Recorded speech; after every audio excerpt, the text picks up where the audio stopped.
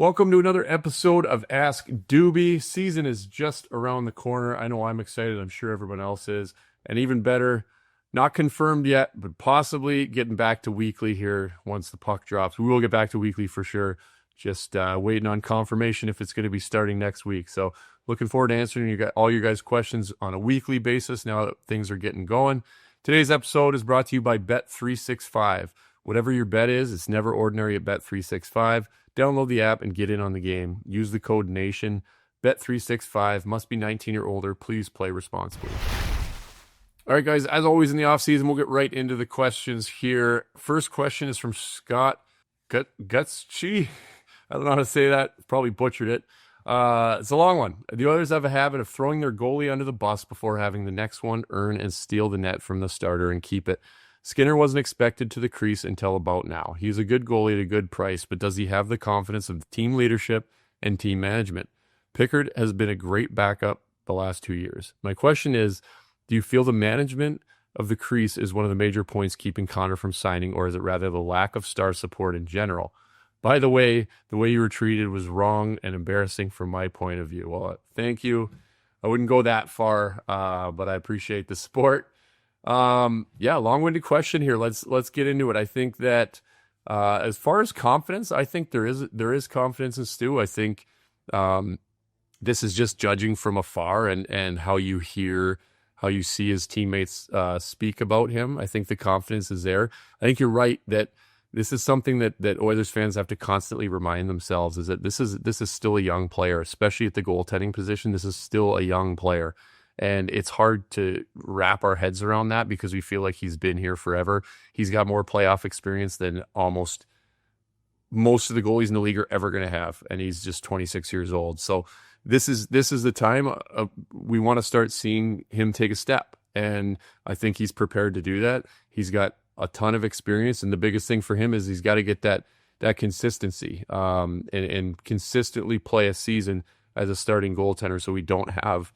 You don't want to go into a third year of these goalie questions going into playoffs. And I think when Stu is on playing his game, you can see how good he is. And it's just going to be his ability to find that. That is going to come with confidence, figuring out what it is when it's working, what it is when it's not working, and being able to keep that on track. That was the biggest thing for me, really big thing for me to get consistency was being able to find my game trending in the wrong direction before it costs me anything. So I might be on a 4-game win streak. I think things are good. I start talking to my coach and we start noticing things that are trending the wrong way in my game, and it's not costing me yet. But when you get comfortable with your position and how you play, knowing what works for you and what doesn't, then you can kind of nip that stuff early. You can see it, see the pushes, see the movement in the crease start to change, and know that if you don't get on it right now, it's going to start to cost you. And then it's one bad game, then it's 2, maybe 3, and then the snowball grows in the wrong direction. So that was one of the reasons I was able to play 65, 70 games, is I found that ability to catch it, not always, but catch it possibly before it started, or if it was one bad game, it was maybe 1 or 2 off games, and then we're back on track rather than that 3, 4, and 5. So that's something that Stu is going to have to find. And again, I was doing this when I was 29, 30 years old. He's 26. He's right in that range to take a big step here. So I'm hoping for that for him this year. As far as the McDavid signing thing, I really don't think that is something, as far as if you're signing a 7 or 8 year deal, goaltenders are going to change through that stretch. So you're not debating whether you're signing regardless of who that goalie is. I think, like I said, it sounds like his teammates have good confidence in him. But even if they didn't, that's something that can change. It can change this year. It can change in 2 years. That's not something that he would be signing off of. I think, I don't need to add too much to this, as it's probably been talked about over and over and over on every single Oilers radio or podcast that there is. But Connor's looking at his entire future. This is going to take him to 36 years old, and it sounds like he wants to stay in Edmonton, but he's in the driver's seat in a position that he wants to know what the plan is. He wants to see a plan going forward so that he doesn't sign this deal and then end up in a rebuild or something like that, some situation like that. So I think that's the main thing going on. It's certainly not has nothing to do with the goaltending, and he can correct me if I'm wrong, but I wouldn't think that would be the case. So I'm excited for the year. I'm excited for Stu. I think he's going to take a big step this year. All right, on to the next one from Chasing the Cup. What do you make of Skinner trimming his playing weight down, and which area would you most like to see him improve this year? That's a great question. I wasn't familiar with his weight, or if it was an issue. Maybe it wasn't. Maybe it's just something that training wise in the summer he got a little leaner. I was always around that 10 to 12.5% body fat. That's the way I played. I was relatively injury free. I think there's a point that you can get to where you're too lean and the injuries become a thing. But he just might have had a great summer training as well and changed a couple things. There's nothing wrong with that because you just previously talked about he's 26 years old. So he's trying to find what's going to work for him and what's going to be consistent for him. And if trimming some weight off helps him play more games and be consistent and not get tired out, not have his muscles tire out, which then can potentially lead to injury, I think that's an exciting thing for him. An exciting thing for the Oilers, I think, especially if he starts to feel lighter on the ice and quicker on the ice, and even just as a game goes on, or if you've got 3 and 4 nights and things like that, where just that level of energy can stay higher and your body can feel better. That's all great things. So certainly not a bad thing to hear that a guy's coming into camp leaner and in more shape or in different shape. When that's kind of what we're continuing to talk about, is finding that consistency of an entire season. And if this sounds like a pretty good start for Stu Skinner, coming in great shape, and hopefully that transpires into something good. Okay, next question from Justin Duncan. Explain the environment when Eakins was the coach, and why do you think that group just never worked together? What was the room actually like? Good question, and I'll preface this with a little bit. Is I think that Dallas Eakins is a good coach, and I think he's a good person. I think he's well liked by the players that have had him.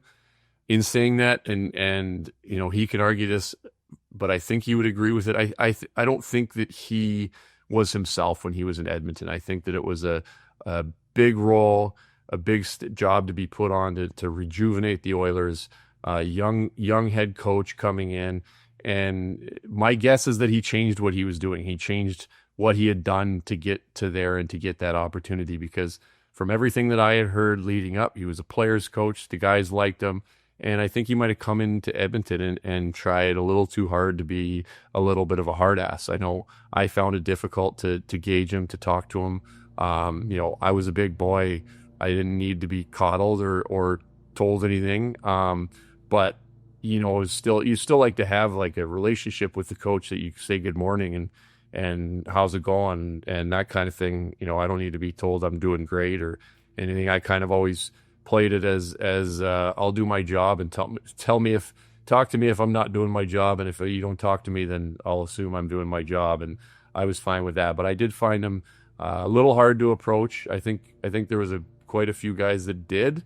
And it was funny because the day I got traded, he called me into his hotel room. We were in Minnesota, and we had a good half-hour conversation, and it was a great conversation, and it was thoughtful, and he cared. And I just kind of thought to myself, where was that for the entire year? Like that's the person that I think was there, that all the other players that he had previously, that caring players coach. And so I think that maybe could have been added a little bit before I got traded, would have helped things. But again, I think, the times after that, I do think he learned a lesson. And it sounds like when he was in Anaheim and doing his thing there, that it sounds like the guys really liked him, and he got back to coaching and being the way that he was in order to get to Edmonton. It's just, I think it's a learning experience. That the dressing room vibe wasn't the greatest there for that reason, but I do think he's a good coach. I think he's a good person, and he kind of showed that afterwards. All right, we're on to some goalie coach questions here. I'm going to combine 2 of these questions because they're both similar. One is from Dave LaFrance. How much difference does a goalie coach make in a goalie's career? Your career seemed to take off when that changed for you after you left Edmonton. Question from Band and Damned. Question 1, how important is a goalie coach for an NHL goaler, and why the huge turnaround when you hit mini? Both goalie coach questions, both good questions. This is a long one. So goalie coaches are extremely important for goalies at different times in their career. I'll take you back through my career and just how each of my goalie coaches had a major effect on me when I was playing, and how my career turned out. My first goalie coach, the first Oilers goalie coach that I had, was Pete Peters. And Pete, obviously older goalie, he was like a second dad to me. He was amazing being a young kid when I was there. To have him come to the Stockton and Springfield in the minors, and just kind of have that like dad presence was incredible. But he taught me a major foundation of my game. And Pete was just all about angles and patience moving into angles.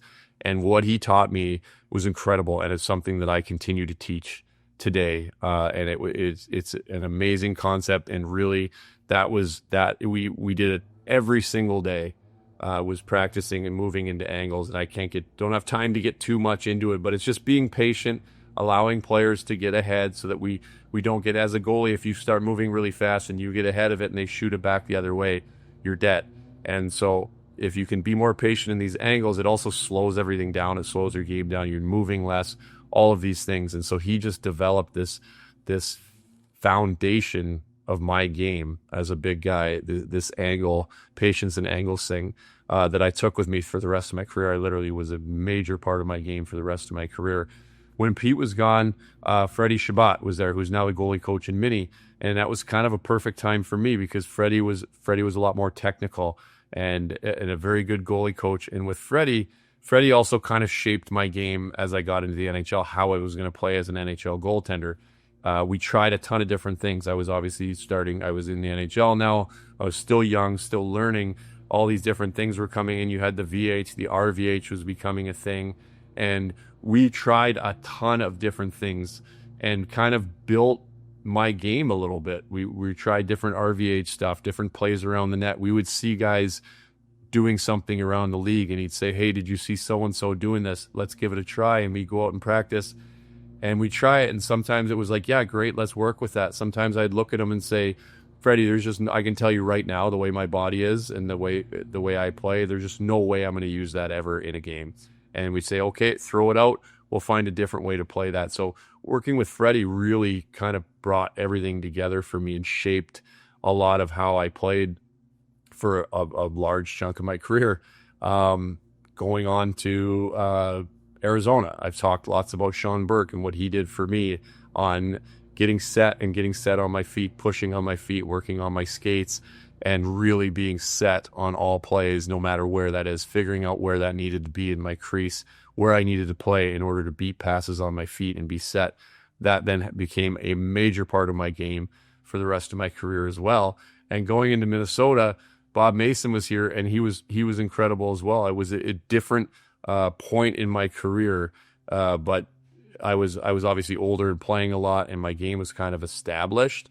But Bobby got to know me really well. He got to know how I ticked. He got to know what it looked like when I was playing well, what it was going wrong when it wasn't. And we just had great conversations every day in practice. He would notice things that needed to be touched up. We'd do those in practice. And then when it came to the off-ice part of it, he was one of the best guys to have around to talk to. We just talk about the game, talk about how I'm feeling, and just having his presence. I mean, we talked every single day. That was kind of the perfect scenario for me at that time. And you can see there's not one of those goalie coaches that was even close to the same, and yet they were all insanely important for me in my career.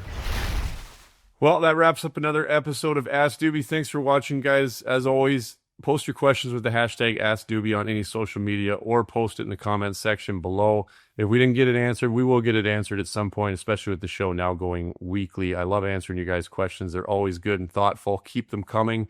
This segment was brought to you by Wilhauk Beef Jerky. Only the finest tasting meat products earn the Wilhauk name. Made from 100% pure Alberta beef, Wilhauk Beef Jerky is aged, seasoned, marinated, and smoked to savory perfection. It's so good. Wilhauk Beef Jerky gladly fills out orders of any size. Find their beef jerky, sausage, and other products exclusively out of their Leduc location, or you can order online. Get your jerky on. For more info, go to wilhaukbeefjerky.com. What's up, Nation citizens? If you like that video, then you need to be subscribed to the Oilers Nation YouTube. Podcasts, live shows, exclusive interviews, and analysis. Everything you need from your favorite voices at Oilers Nation. And you don't want to miss any of it, so hammer that subscribe button.